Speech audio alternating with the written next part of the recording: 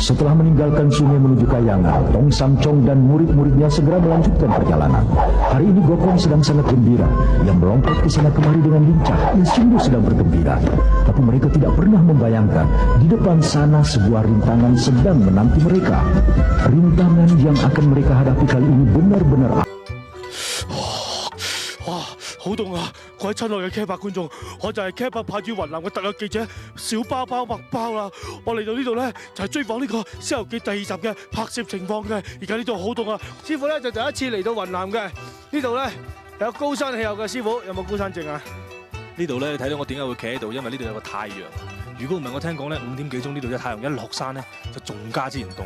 咁我怕如果累低咗咧，就大家都麻煩啦，拍唔到嘅，係嘛？大師啊，咁你今次嚟到呢度雲南咧，你多咗樣嘢喎。上次聊齋嘅時候你唔使打，今次你要打喎。咁你嘅習唔習慣啲氣候啊？啲空氣咧？唔習慣，周圍啲氣候啊，好凍啊，好乾啊。佢沙細聲唔係因為氣候，係因為食辣嘢啫。係啦，二師啊，嗱我知道咧，隻豬仔出咗世啊，咁你係上咗嚟啊，咁你有冇掛住佢咧？有㗎嚇。唔知有啊！